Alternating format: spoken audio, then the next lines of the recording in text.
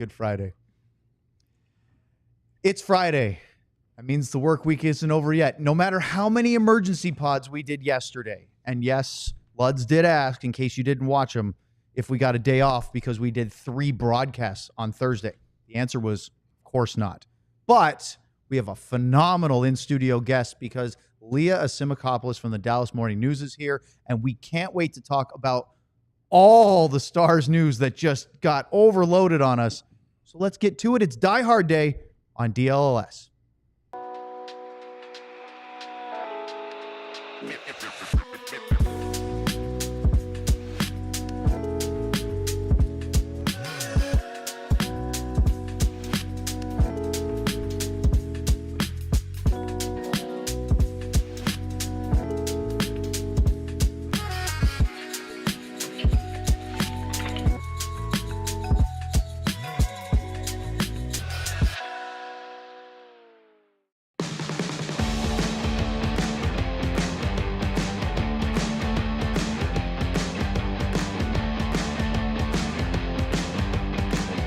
This is the DLLS Stars podcast. Our Stanley Cup playoff coverage is brought to you by Bud Light. Bud Light, easy to drink, easy to enjoy.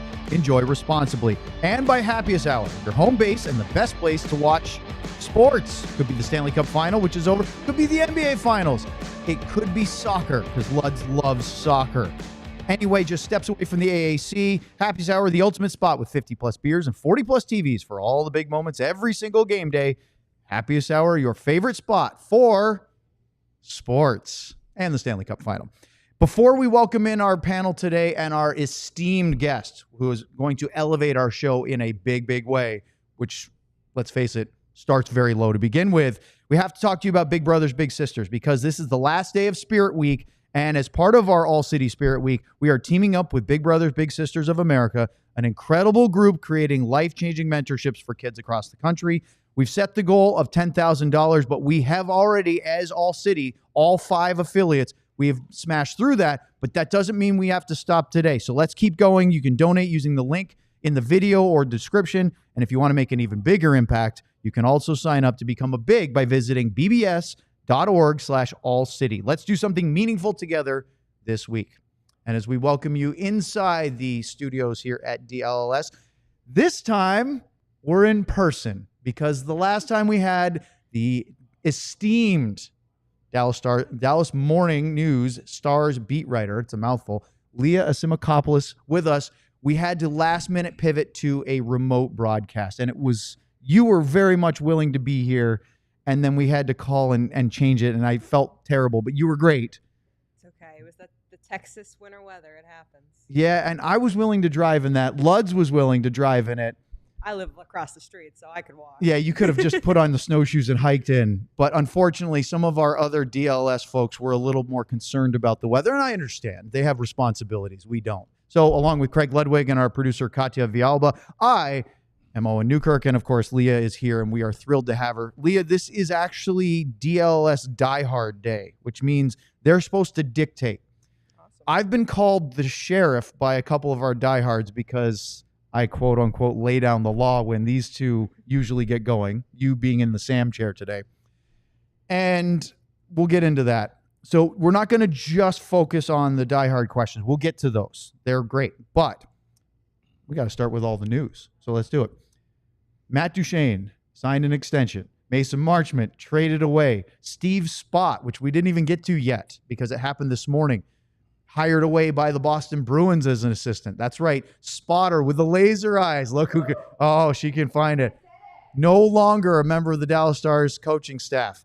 The Idaho found the spot. I was waiting for it. Awesome. So now there's an open spot. Get it? Oh, that's brutal. We've got an affiliation extension and much, much more. So, Lia, let's do Duchene first.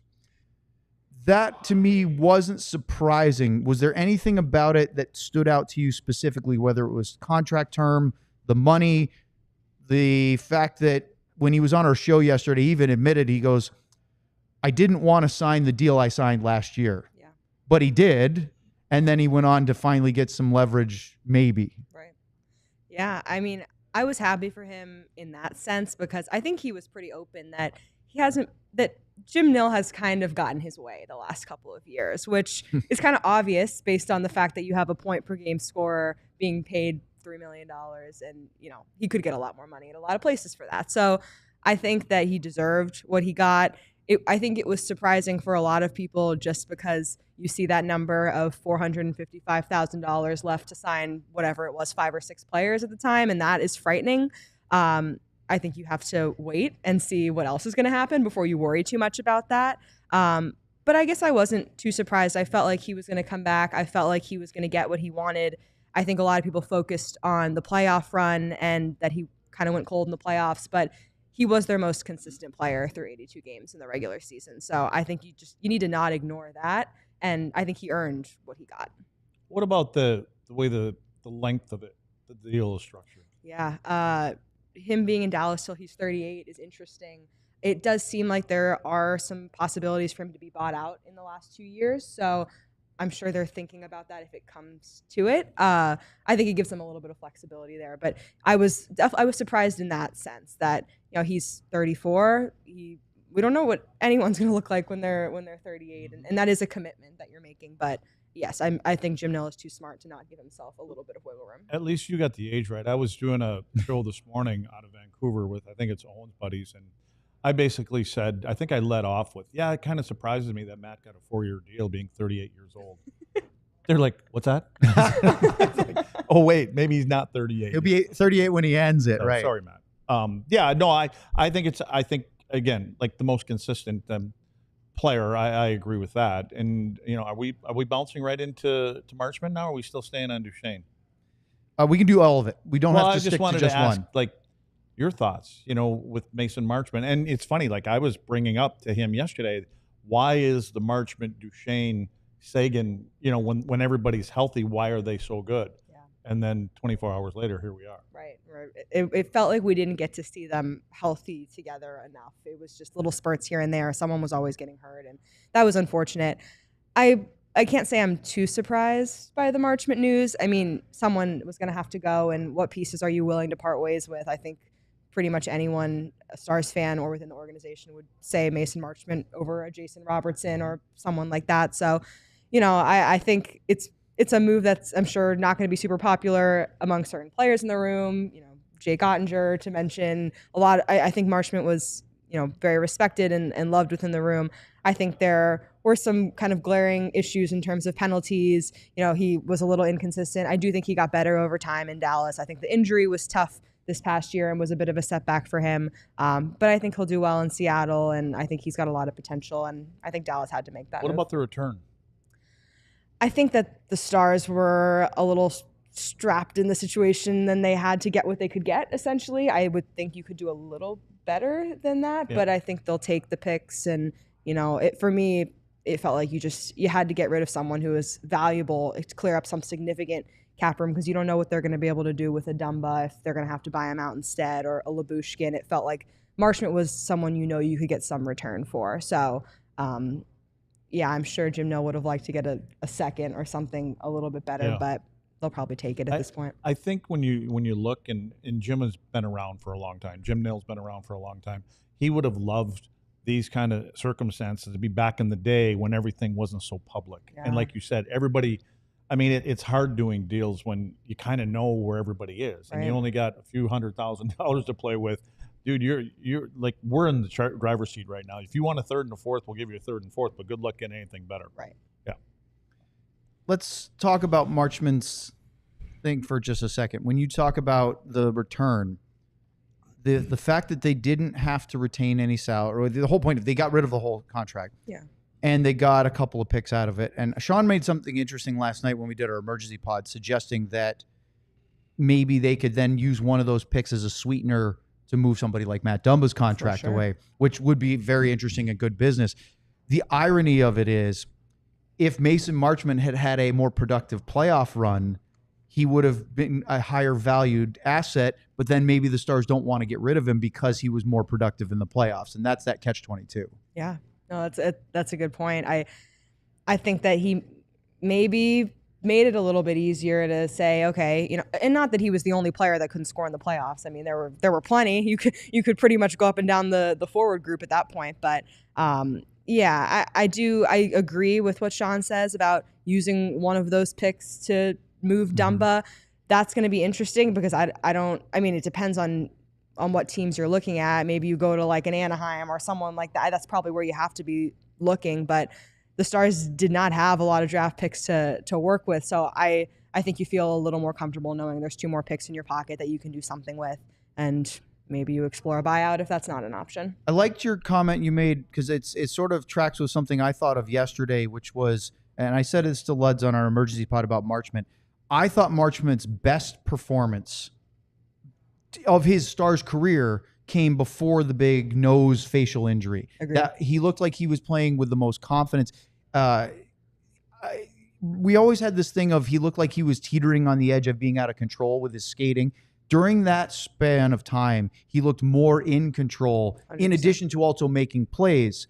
But Luds also had a really fascinating comment about him leaning, kind of for as good as he was getting, also starting to turn into a little bit more of a distributor instead of being the shoot first guy because of the guys he was playing with. That line worked really well together, but maybe wore off on him a little bit too much. Yeah. Well, I mean, I feel like that line, they just kind of understood each other so well. I think I can think back to so many different moments in the season where it's like Matt Duchene just knew Mason Marchment was going to be there, or Tyler Seguin, and I think we asked them about it, and they kind of just said, you play with guys long enough, and you just start to know where they're going to be, and you think a couple steps ahead. And I'm sure playing 2 seasons together, mostly, besides a few injuries here and there, helped them in that. And yeah, I agree with you that Mason was playing his best hockey before that injury, and I think that injury maybe isn't talked about enough because I think there was a change afterwards. And I mean, you can probably speak to this better than me, but when you take a puck to the face like that and you're bleeding like that on the ice and you're rushed to the hospital and you have to have surgery, I mean, I imagine there's got to be some kind of adjustment going back, whether you're wearing a bubble or not. And not even be able to breathe properly for at least a month, I think he said afterwards. Exactly. If that reporting was right. He came on our show and said it still felt weird to breathe while sleeping, and that's weird. But Luds, to Lia's point. To say it looks like I've taken a lot of pucks to the face? I was just I trying to put that all personally have together never right taken now. a puck to the face. You're more like a likely candidate than I am. Yeah, that's obvious. To Lia's point, though, the understanding of your line mates is a really valuable tool because while hockey vision is a super incredibly important commodity, if you can throw a puck to an area because you didn't see your teammate, but you know he'll be there, that allows you to make that play a little bit faster, right? As opposed to the hope pass. We call that the hope for pass. Yeah. I hope for it to go to one of my guys when it's the no look one. I get what you're saying, but I would prefer that pass to be thrown because the player that you're trying to get it to is driving to the net. Yes. Is not over by the face-off dot, which is what we started to see, which led me back to what I said yesterday from Mason when he was getting pucks somewhere near the face-off dot area, top of the circle of face-off dot on his side of the ice, and maybe trying to hit, whether it was Tyler or Duchene over on the other face-off dot over there. And you're playing against teams in the playoffs that it's hard enough to get interior, and now we're playing this East-West game where we're not getting anything out of it. So, and to everything that you guys were talking about is when you talk about how players get to know each other, and they kind of know where they are and everything else.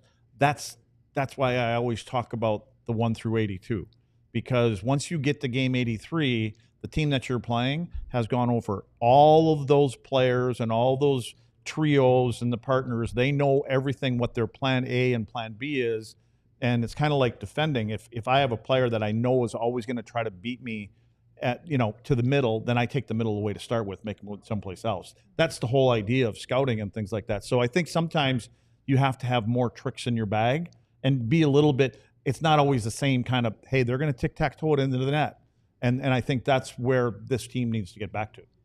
It'll be interesting to see where they go, and we have a lot more to get to with Lia because even though we've got months before the season gets underway again, September training camp, they're giving us plenty of news. And so we're going to talk more about the roster, free agency. By the way, back burner, they're looking for a coach. All that and more coming up on the DLS Stars podcast. Well, maybe I should forget about this read then. Just like your favorite team needs a home ice advantage, your home needs a home floor advantage, and Empire Today can help. Empire Today lives and breathes flooring, and they're with you every step of the way. Get your measurements taken and have all of your questions answered so there are no surprises. With Empire Today, you get clear, upfront, and all-inclusive pricing. Plus, you can schedule installation as soon as the next day. Schedule a free in-home estimate today because some things are just better at home. Our DLLS listeners can receive $350 discount when using promo code DLLS. That's right, $350 off. Use that code DLLS. Restrictions apply. Visit Empire Today for full details. Thanks, Lutz. Let's talk about Monarch Money. Finances can be messy and confusing. Monarch Money acts like your personal CFO, giving you full visibility and control so you can stop earning and start growing. It's more than your average budgeting app. Monarch Money is a complete financial command center for your accounts, investments, and goals. Don't just manage your money. Start building wealth with 50% off your first year for our listeners. Now, Sam is our resident Monarch Money user, and he talks about it a fair amount, but because Sam's not here, I'm going to fill in for it. We're talking about using it to budget, to make sure that you're not wasting money, the fact that you don't feel stressed anymore because you have a better handle on what you're doing. You can start managing your finances to build the life you actually want. And of course, Monarch Money makes managing money simple, even for busy lives, because we all, whether it's your accounts, credit cards, investments in one place, you always know where your money stands and without a hassle. The big thing is you need to make sure that you can share access with a financial advisor or tax pro at no cost. In addition to all that, get control of your overall finances with Monarch Money. Use code DLLS at monarchmoney.com in your browser for half off your first year. That's 50% off your first year at monarchmoney.com with code DLLS. It's crazy to think that we're back burnering the Stars head coaching hire. So let's go back to that for a minute, and then we'll look forward at free agency. What was your overall take, feeling, opinion about Game 5 against Edmonton, what happened with Jake Ottinger, Pete DeBoer, how the former Stars head coach handled it, how he doubled down in the end of season media that we were at, and then that eventually led to, I don't know if it was the only thing, but that certainly was a contributor to costing him his job. Certainly was a contributor.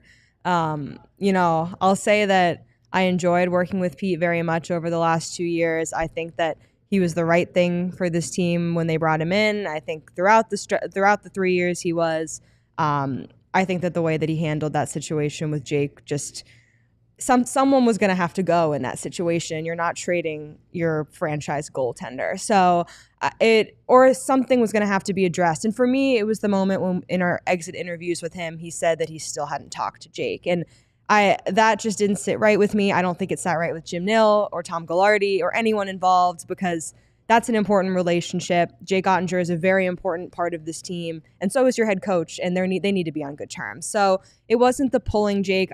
I probably wouldn't have done that in that moment, but I'm not a head coach for a reason, and Jim Nill has said he didn't have a problem with that decision.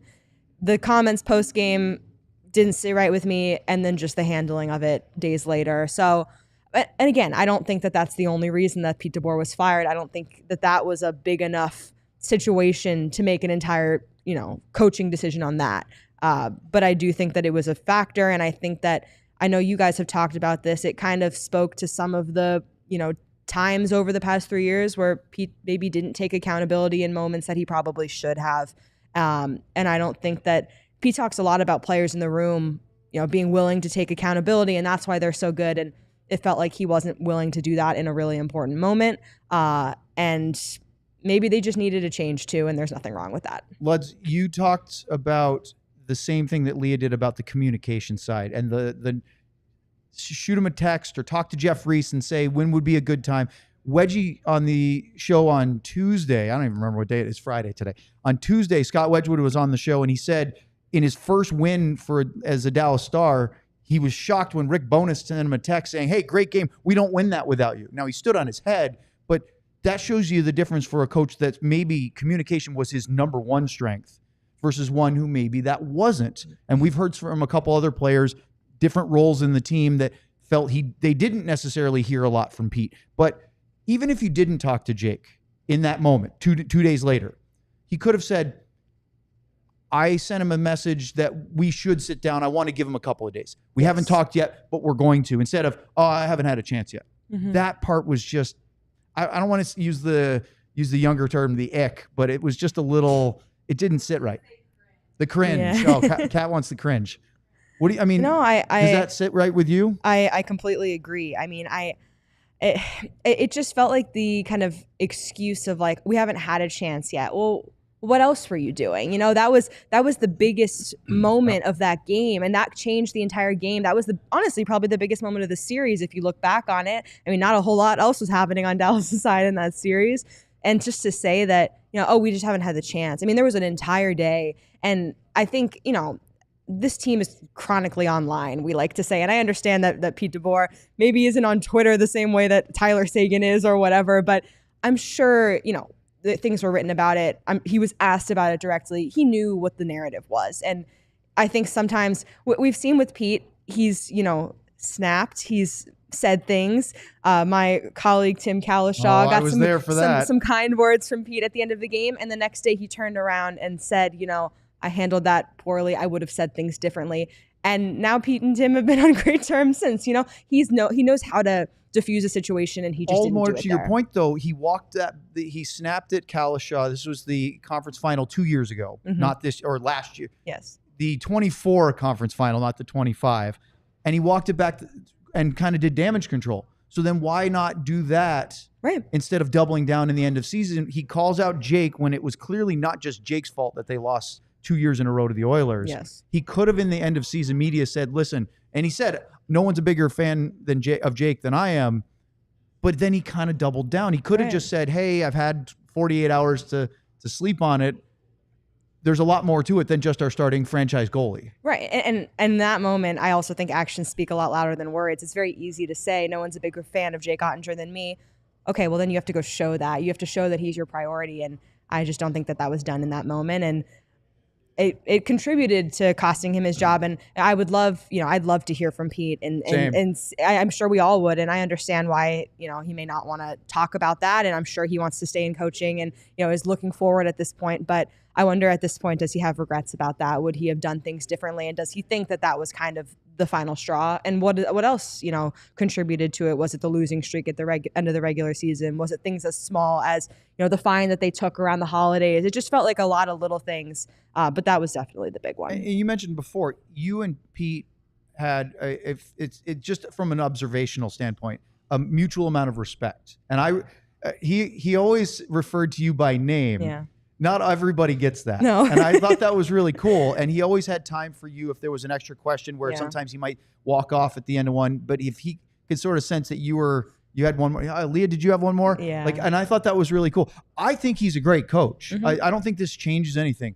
But I also, as we've gone through inside of digested this, I think it's time for a different voice and maybe a different set of solutions. Yeah, I agree.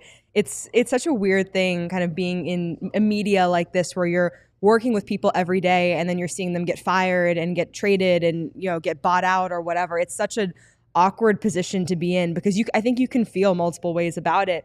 And yeah, my initial reaction was like, oh, I do feel like I had a good relationship with Pete. I did enjoy working with him. This is my first time covering professional sports. And, you know, he made my transition to doing so easier, and I appreciate him for that. But at the same time, I totally, it's kind of what Matt Duchene said when he talked about it on the ticket. He said, I feel like I'm being pulled in two different directions because, you know, you also have so much respect for Jim Nill. And I don't think many people in Dallas question the decisions that Jim Nill makes. And he felt like it was time. And I think a lot of people understand why. So I agree that it's time for a new voice. And that's why a lot of these conversations about internal candidates maybe confused me a little bit because I know you can have a new voice with an assistant or, you know, a Neil Graham, but it feels like you need a real new voice if you're going to make a decision like this. I'm in total agreement. Luds, what do you think?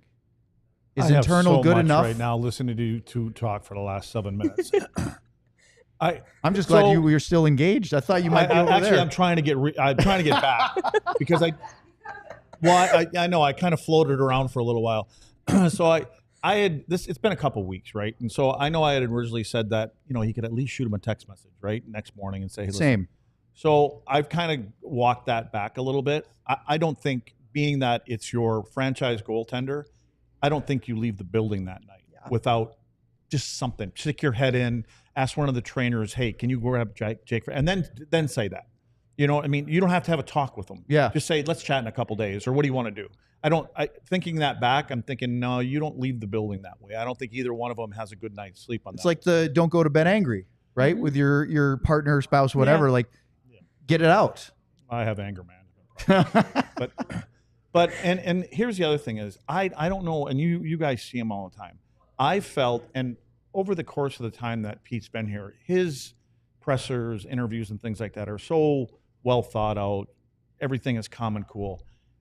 And again, just running things back, I felt like he was a little bit more agitated, or not his same cool way as the playoffs went along.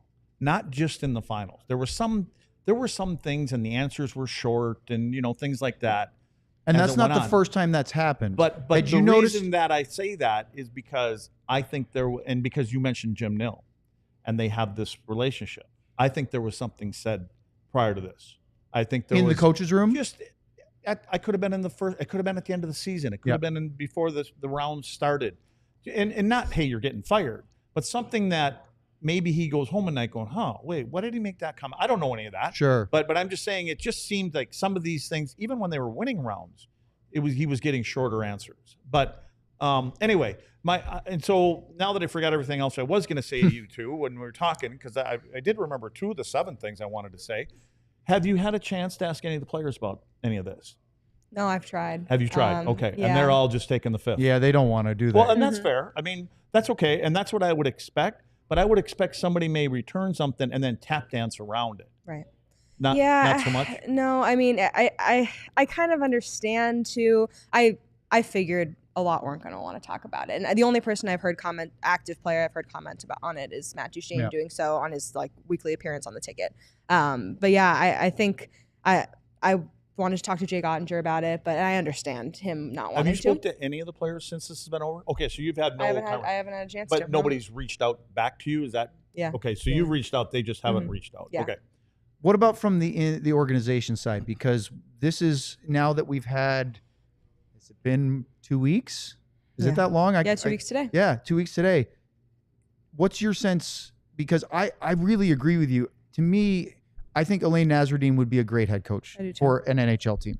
I don't think that's enough of a change. Maybe it is. Maybe he's sitting on things that were different enough from Pete, and he wants to be more defensive, but also still use the offensive attack, which Jim clearly likes to build.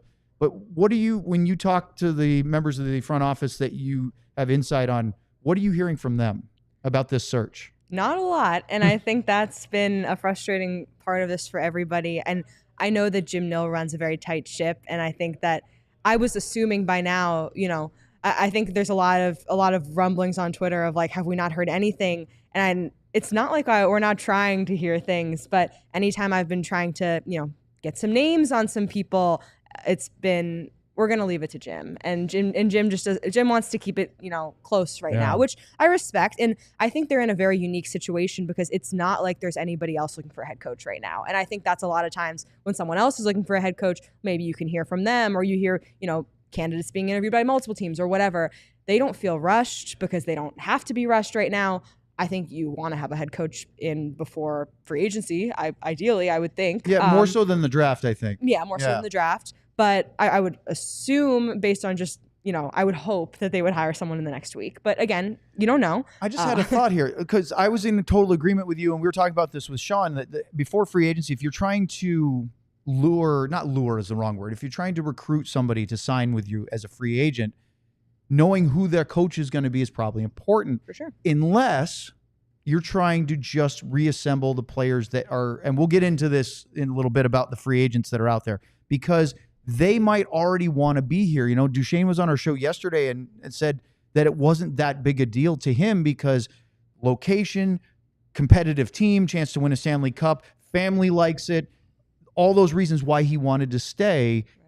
He clearly wasn't waiting for who's going to be the coach to sign for 4 more years. But also he's been a part of this team for 2 years. And I think he said to you guys that he trusted Jim Nill. And I think that if you're bringing in somebody new who, of course, Jim has a great reputation, but maybe they don't have that same trust. Yeah, I agree. And I mean, Duchene knows his place in the locker room. He knows his relationships with his teammates.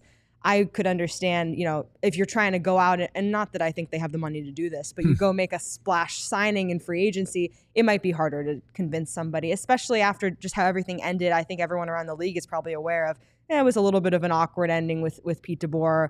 Who are they going to bring in? What's the culture going to be like? Of course, they can talk to players already in the room about that, but I don't understand why you would. And I think Pete DeBoer also had a hand. We asked him about this with the Mikko Rantanen trade. He did say, of course, Jim kind of led the charge, but he was a part of those conversations. So why would you not want your head coach? What was his comment? Something about that was pretty easy. If you can get Rantanen, you go do it. Yeah, of course. He goes, you didn't really need me to tell you that. Right. But I think you'd want your next head coach to be involved in those decisions. So, yeah, I think the draft, especially without a first or second round pick, probably not as important. But Jim Nill's also going to be really busy that weekend, so maybe he wants to get it done before all that. It'll be interesting to see what they do with the coaching search as we continue.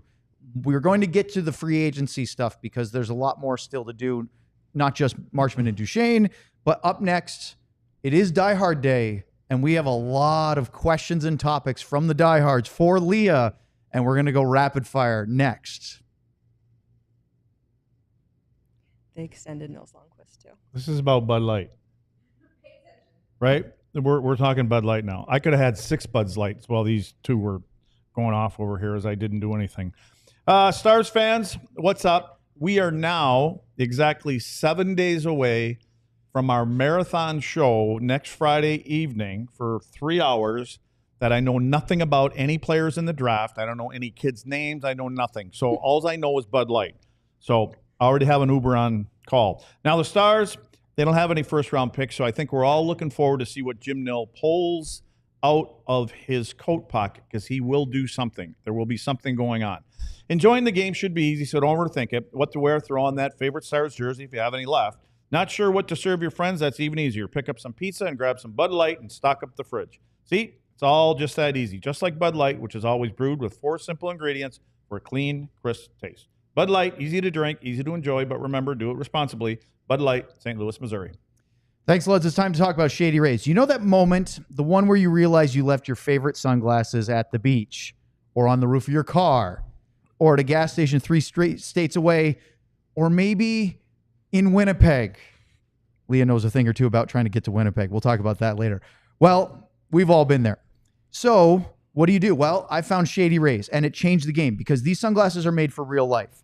Seriously good-looking, polarized, durable, and not stupidly expensive. And here's the wild part. If you lose or break them, even on day 1, Shady Rays will send you a brand new pair. No guilt trip, just replacements. So now you actually can wear your sunglasses like I do or hit your microphone without fear on hikes, concerts, on the boat, if I had a boat, and wherever. Shady Rays has eyewear that has your back. We've teamed up with Shady Rays to bring you an exclusive offer. Head to shadyrays.com. Use the code DLLS for 35% off polarized sunglasses. Try for yourself. Shades rated 5 stars by over 300,000 people. I promised you, or not promised, I told you we were going to get to the diehard questions, but Jim Nill's busy. We got breaking news right now. We're already on. We don't have to do an emergency pod. So I was going to have Kat play a drop, like a bam, bam, bam, bam, but we'll just use that really low rent. She's got something going on. Lia, this is happening as in real time. Yes. Because at 1 o'clock, you already saw this. I hadn't checked my email because I'm focused on doing the ad reads and stuff. At 1 p.m., the Stars announced that Nils Lundkvist has signed a 1-year, $1.25 million contract extension. He was arbitration eligible. Then, 4 minutes ago, the Stars announced that they have signed Maverick Bourque to a 1-year, $950,000 contract extension. He is an RFA.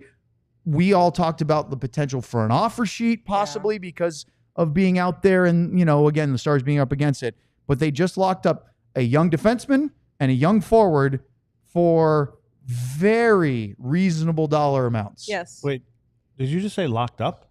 Locked up for the year.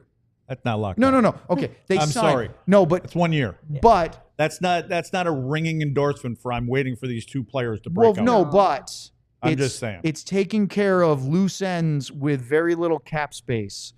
You're right. They didn't lock him up long term. We can get into a discussion on why, if you want, about whether they actually want to see. I think they're waiting to see where they go. I agree. But we were going to talk about free agents, so we might as well. Now you have, I believe, 5 forwards left and 2 UFA defensemen, if I'm not mistaken. I may have counted that all together. Smith and CC. CC on defense. And then you've got Ben, Dodonov, and Granlund. Granlund. So and 5 UFAs left. And Blackwell. Oh, and Blackwell. 6. So you got 6 UFAs left. Yeah. I thought there were 7, so that's right. Yeah. You on UFA, or no, these are both RFAs. But either way. Whatever, yeah. Mm-hmm. What are your thoughts? I agree with kind of what both of you are hinting at. I think that this is saying we're going to try it out for another year and see what happens. I think it's hard to make a long-term commitment on Nils Lundkvist right now because it's been so up and down over the last couple of years. But what I'm like very excited to see is what Nils Lundkvist looks like in Dallas post Pete DeBoer era, because it felt like Jim Nils always really believed in him and wanted him to be a part of this organization, and obviously invested a first-round draft pick in him. But Pete never really totally believed in him, and maybe it was trending in that direction this year, but he's got his season-ending surgery, and that just all kind of fell apart. So I'm curious to see what it looks like now when they bring in a new head coach, depending on who that is, of course. So I think you see how this year goes, and then you make more decisions. But I guess that's the same money they signed him to last year. So yeah, it's a bargain in that sense.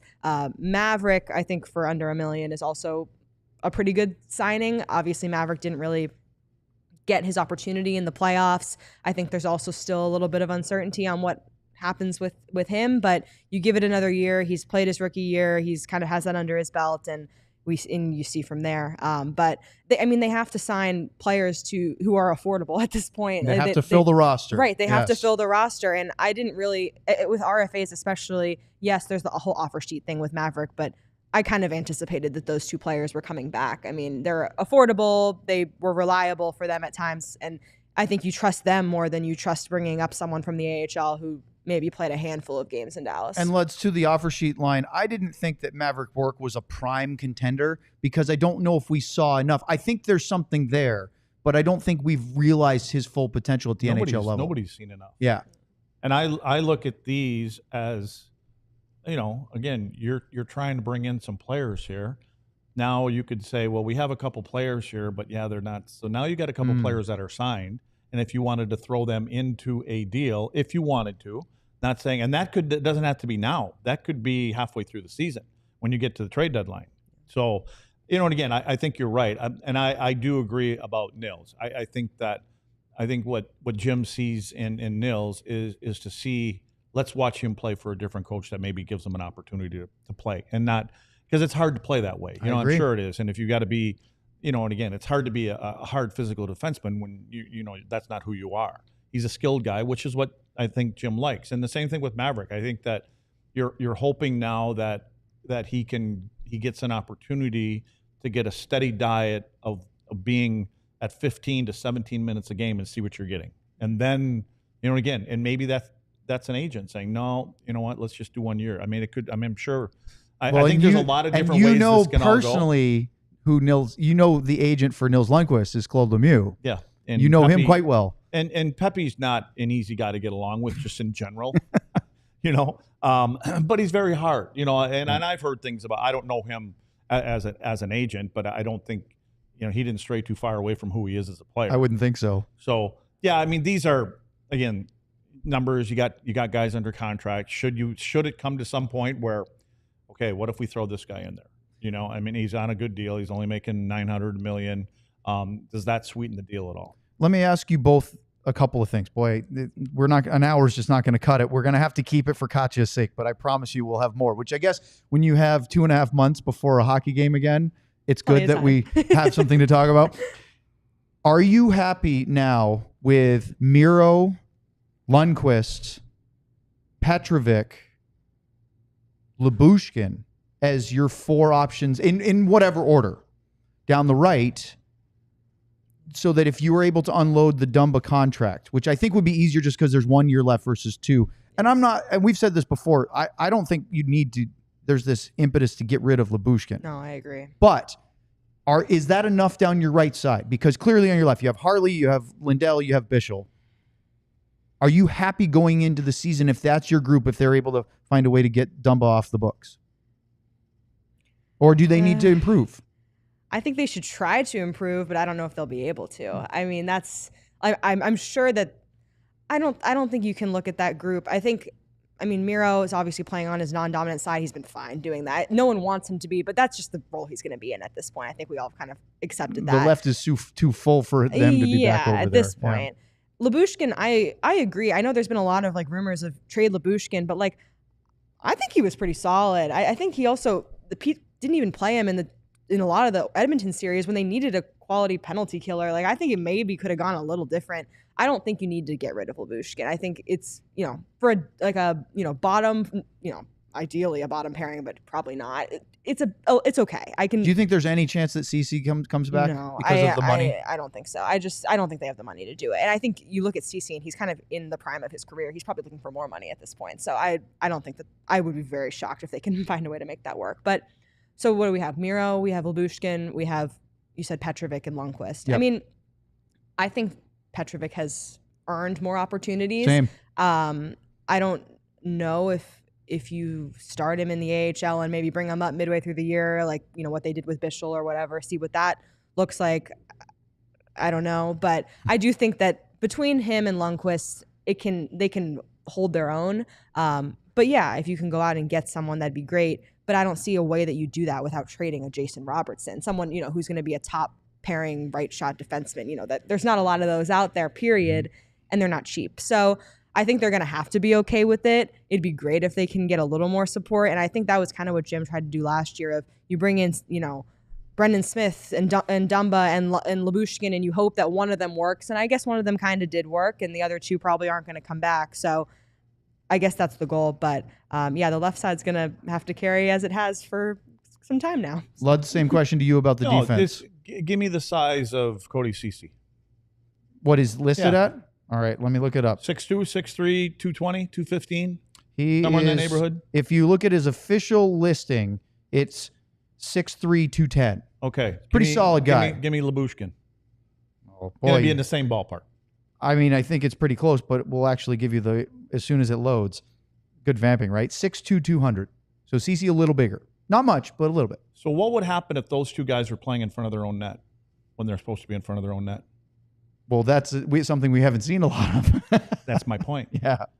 Let these guys use their size. Kind of like Petro played. And yes, and now all of a sudden you have Bischel. Let's say you have Petro and you Lyubushkin and CC and Essa. And I'm not going to throw Miro into there because Miro does different things. And Miro's not that guy that is going to be hard to play against in front of your net. I mean, I don't expect that. He can add to that.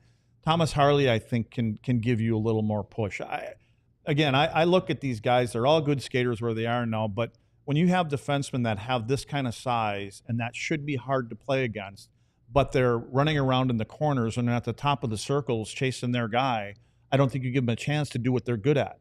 And if we want to be harder to play against and you don't want your goaltender to have to face all these high danger chances, I shouldn't say all, 5, 6, 7, 8 of these 10 bell saves that he has to make in a game is ridiculous. He's going to have to do a couple, but maybe not so many. Absolutely. Yeah. And again, I say this. I think Jake got wore down as the playoffs went along because of that, because of the way that system is. But if you let these guys, I don't think we really know how good these guys can be in a normal. Well, you heard what Wedgie format. said on Tuesday was talking about the layered system that the Nashville's trying to play the way Vegas does so well, even Edmonton. He goes, put Jake in that system. He goes, he would be phenomenal because he's just staying on his posts. And just think of how much energy he has left in him. Oh my goodness. You're not doing anything from going here to here, and things stay on the perimeter. The hardest thing is that as a defenseman, you either have to block it or you have to get out of the way. Because in that thing, the last thing you want is to have two guys standing in front of you and you can't see through. But that all can be, I don't even want to say taught, because these guys have been playing in the NHL for a long time. You can seal people out before they even get to the front of the net. So but again, it's hard to seal people out when you're 40 feet away from where you're supposed to be. That's just my thing, and I'm not going to get off it until it's changed. We don't have a ton of time left, but I want to have you both rapid fire here from the free agents. Granlund, is he back? Can they make room? Is it important for them to do that? I think they should try. I think it's going to be tough, but I mean, if they can, they should bring him back. I think he was great. Luds? Yeah, how old is he? 32? 32, I think. 32, and what did he get last year? What did he make last year? He was making 5? 4 years. I don't know if he'd take a haircut. Granlund's to come 33, back, but and his previous cap hit was as. But I will say this: 4 for 5. If he's 33, 34, whatever he is, he didn't play his age. He played better than his age, in my opinion. Yeah. And I think he's whether you play him on the top line or he kind of fits in on a second, third line, however you want to put your lines together. I think he's a player that you would want back. I think we're all in agreement that Jamie Benn is going to be here. We don't know the number, but he will. Yes. Dodonov. I don't think he was Pete's guy. Yeah. And he's 36. I thought he was. Well, Pete's had him fine, since he but- was 16 or something like that. So maybe he'll go play. What for about Pete. Blackwell at 32? It makes the league minimum, so I think for a depth piece, he's fine. It'd be a no-brainer for me if you can get him at that same number, right? Yeah.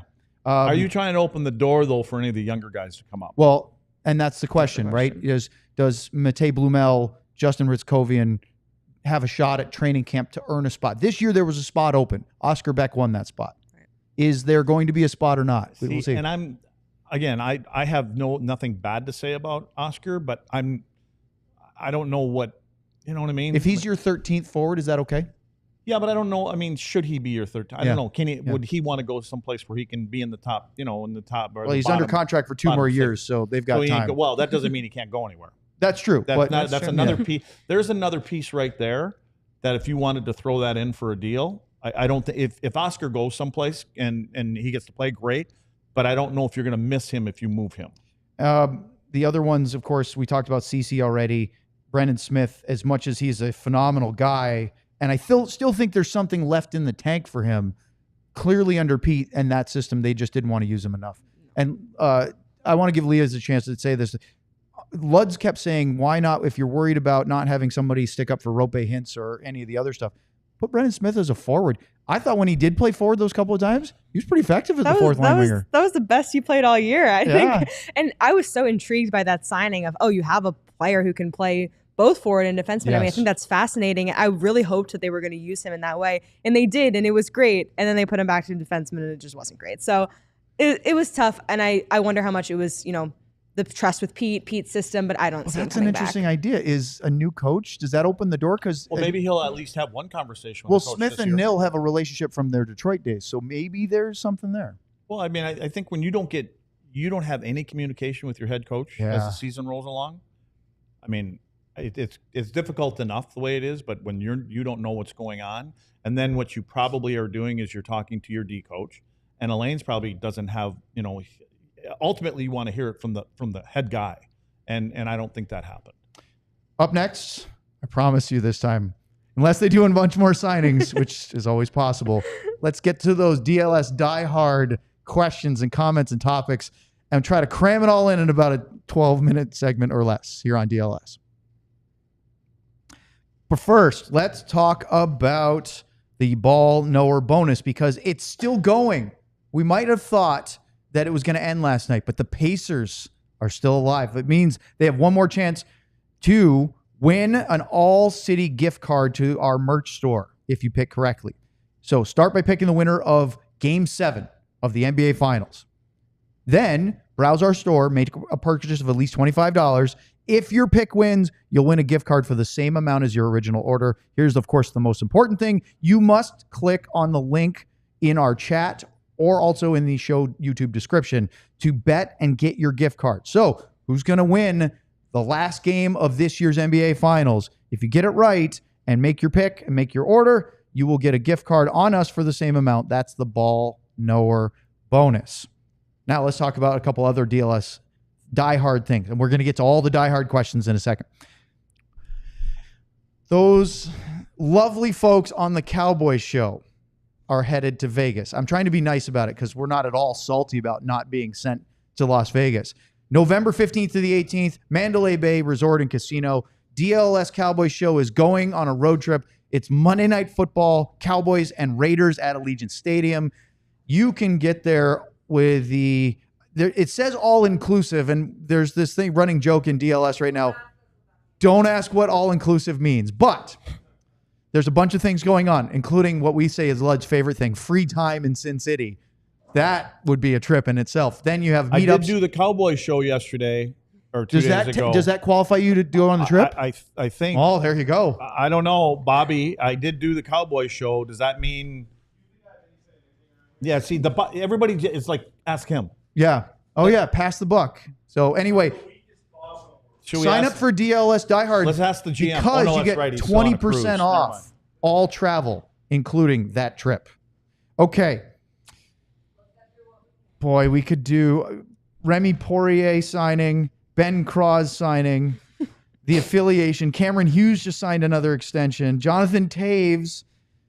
We're going to scrap all of it because we got to go to the diehard stuff. So, Lia, buckle up. This is for Luds too. Sooner fan 4321. Lia, what was your favorite moment/story from the season to cover? I've said this before, but I mean, going to Finland was incredible. I really wanted to go, and I pitched the DMN to send me so I could get some behind the scenes kind of looks into Miro and Rope and Essa's lives, and got to go with Miro to his hometown and the rink that he grew up skating at. I got to go to lunch with Rope and have salmon soup, even though I don't like fish. But it was so fun. And just like watching, I've never really experienced sports outside of this country, so seeing Finnish hockey was unbelievable. And I think that's going to be a moment that like everybody who was involved in the organization who was there will never forget. And I know I won't. So you're saying that I understand the drive from Fargo doesn't That's number rank 2. That's Well, I was going to say, was it easier to get what were you thinking? Easier to get to Finland than to Winnipeg? So when I don't think you could. What time? What was it? March? No, February. What was it? No. It was in the playoffs. It was April or May. Oh, so it was only like 45 below. Yeah, there. it was fine. Like what? did Ben do your scheduling there for you to get you there? Or? So here's what I'll Because you explain. heard about Sam's trials and tribulations. I know. Well, everywhere. honestly, I've heard after hearing what Sam went through this year, I'm kind of glad with every decision that I made because I did not miss any games. So that was Well, it good. starts by not booking on Spirit Airlines. I don't. It starts by being Sam. That's where That it too. starts. And so I had a lot of troubles with travel last year, going to Edmonton and knowing that I have to go to. Why? Why? Because the weather in Dallas, it was just a night. Like my flights were getting delayed. It was just a nightmare. So I said I'm going to spend as little amount of time on a plane as I can. And honestly, I really liked driving. It was such an easy drive from Fargo to Winnipeg. I had a car the whole time I was in Winnipeg. It's a straight line. It's a straight shot. Oh, if your dog runs away, you can watch him run for 3 days. Yes, exactly.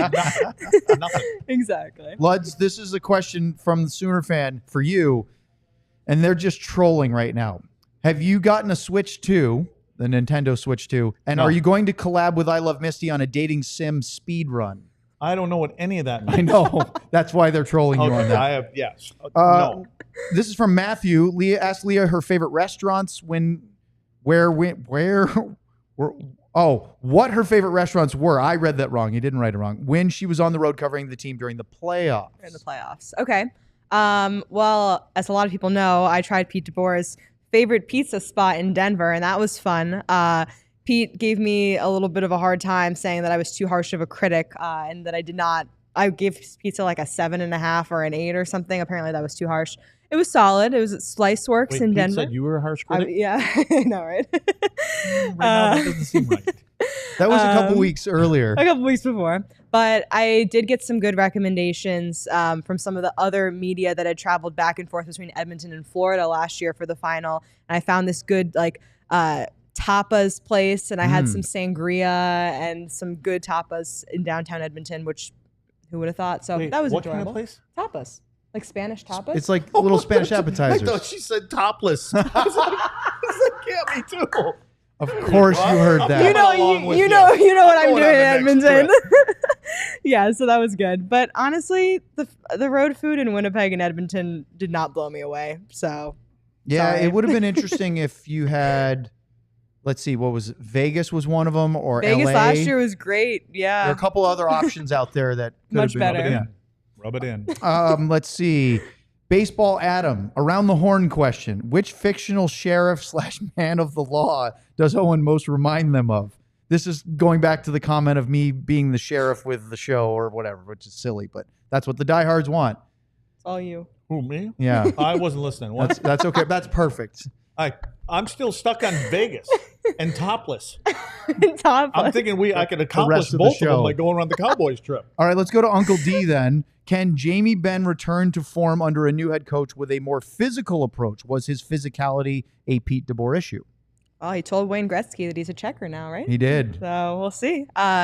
I think so. I mean, I think there's something left for Jamie. I think Jamie was solid in the regular season. I mean, he went on that slump a little bit at the end, and playoffs weren't great. But yeah, I think he just has to acknowledge that his role is different, and I think he brings a lot more to this team than goal scoring, and anyone in the room will tell you that. So I'm curious to see what it looks like. The only player that's going to get Jamie to play tougher, more physical, whatever you want to call it, is Jamie. Yeah. It's not going to be another coach. Jamie's Jamie. I thought Duchene had an interesting line yesterday to us when he said that Jamie doesn't always realize how impactful he is when he's not scoring, because And you know what that means? You know what I read between the lines? When he made that comment is he gets down on himself. yes, Oh, yeah. You know what I mean? Yeah. And I don't. And he's hard what on he's himself. saying Yeah. he should. He Yes. brings more to it than that. And which I think for fans, I think he shouldn't be here. You have to understand how important just having the presence of a certain player. And Jamie's been to war for this organization.